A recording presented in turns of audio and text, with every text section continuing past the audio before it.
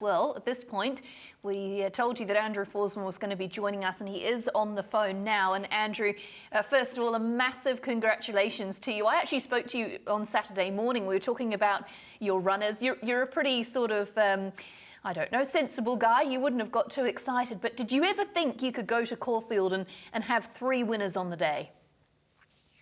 Morning, Emily. No, you don't sort of think about that. You think you could go there with chances, and I spoke to a few people that morning, and I thought, well, if one of them could win, that'd be great, and anything else is a bonus. Because it is hard to win races in Australia, isn't it? Everything has to kind of go your way. You did seem quietly confident, though, with all of the chances. You could tell that they were horses who were all doing everything right. Yeah, they were great going into it, and we were confident they'd run well. But like you say, on a rain-affected track, things still have to work out, and you are competing against the best in the business at the most competitive time of the year. Andrew, congratulations. Let's go through the Australian winners one by one, and the one who most people are going to be talking about is Mr. Maestro. He's favourite for the Derby. I thought he was very brave the other day. I'm not sure, Andrew, he was entirely happy on the track. He was sort of wide and not wobbling so much, but didn't look like he was entirely enjoying the Caulfield experience. Are we going to see a better horse at Flemington in 2 weeks' time? Yeah, I think we will. Absolutely. I think on better ground back at Flemington, he'll be much better suited. It was a niggly race for him, the way it all panned out. I don't think there was much more Harry could have done, really. It was from the outside draw, a few kicked up underneath him, and I just said to him, just don't panic, just ride him confidently, and look, if we get beaten today, it's not the end of the world. But as long as he runs a nice race and hits the line well, and we've got the horse to head forward to the Derby with. He looks like a really hungry horse, Andrew, like he just wants to be there. We're looking at the head-on of him now. He pins the ears back, doesn't he? He's just got that sort of great will to win. Yeah, he has. He knows what he's about now. He's really figured himself out, and I think that's just through him developing physically. He's growing in confidence, and no, he's in great form at the moment. Andrew, you, along with your former training partner and champion trainer Murray, have trained a lot of Derby winners on both sides of the Tasman. Does this horse feel and look like a Derby winner to you? Yeah, he does.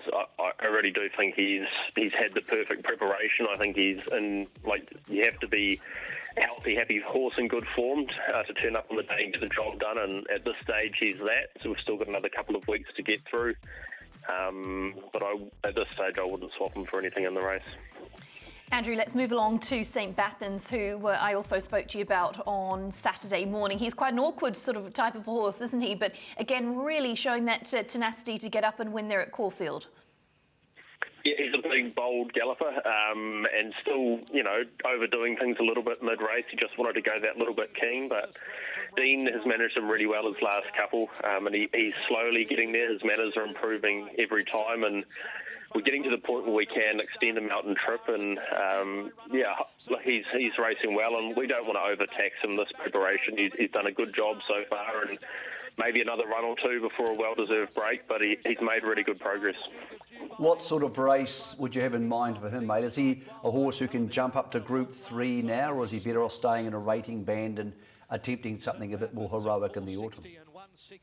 Yeah, I think we'll just probably leave him in his grade now while he's still a bit raw. We don't want to throw him in the deep end and undo all the good work that the staff have done with him to get him to a tractable, progressive horse. So he'll probably have a run on Oaks Day. There's a 90, 1800 for him there, which looks perfect. Andrew, as satisfying as those two were, and we'll get back to Hastings a little bit later on, it must have been incredibly satisfying to see Agon produce that brave win in the last on the card. He's been so frustrating, and obviously he's a horse so close to your heart. This must have been a very special one. Yeah, it was. It was a great thrill to see him get back to that form. Things haven't gone right for him. We asked a lot of him in the spring as a 4-year-old, and it was probably all just too much too soon from at that stage. It's hard to go from competing against your own age group to then be thrown in the deep end against older horses at weight for age. He's not an overly robust horse. So he is a little bit difficult to place at the moment, and I guess that's why we had to bite the bullet and take him to Caulfield on Saturday, knowing that did look a suitable race for him. He didn't have all favours in the run, but to see him dig deep and get back to his better form was a huge thrill. Yeah, I bet it was. And just whilst we're looking at those three Caulfield winners, you had a casual Group 1 win in New Zealand. Andrew, your first in your own name. And when we came into the race, Mustang Valley was the obvious pick, and you were sort of happy with how she'd come through last week. But gosh, she really put a margin on them, didn't she? Yeah, she did. It was a pretty easy watch, really. She was going to win a fair way out, and I guess we were confident going back down there that she would handle the track. She had handled it so well when she won there a couple of starts previous. So, no, mares in form and they're thriving like her. It's pretty easy, really. You just got to keep them happy and ticking over, and she looks to have come through that race really well. Andrew, do you roll the dice with her being part owned by Windsor Park and say, let's go to Australia and try and get some black type there, a la She's Lickety Split? Or has she done enough for the spring? Because a race like the Matriarch on the last hour of the carnival would seem ideal. What's your attitude toward that? And secondly, out of that question, we now see her as a wet tracker. Is that what she is? Or is she going to be as potent on a 4 or a 5 or a 6? Yeah, I guess that's yet to be, it's yet to unfold as to whether she can operate against the best at Group 1 weight for age on top of the ground. Her run at Matamata was on a reasonable track the other day, and her sectionals were brilliant. I thought that was a very good run, and that probably gives me confidence heading forward.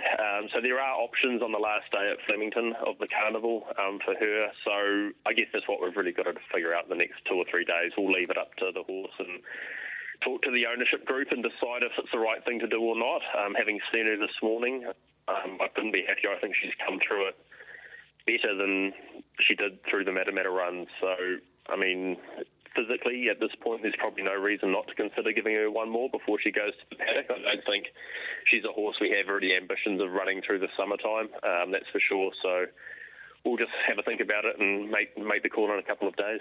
Andrew, it wasn't all beer and skittles for the entire week at Caulfield. The rain came on Wednesday and may well have cost She's Lickety Split her best 1,000 guineas chance. That must have been incredibly frustrating. She was very brave. I believe you're heading to the Empire Rose off the back of this run, and Dean Holland is booked at the 49 kilos. Yeah, that's correct. Yeah, it was very frustrating to get there on the day, and it was similar scenario to when she was beaten in the prelude there. It was an unfortunate set of circumstances. She's got that twice now, which is a little bit frustrating, but that's racing, I suppose. Sometimes things happen that fall into your favour and work for you as far as conditions go on the day, and sometimes they don't. And for her, it definitely was against her, and I quite firmly believe probably cost her winning the race, or at least having a winning chance.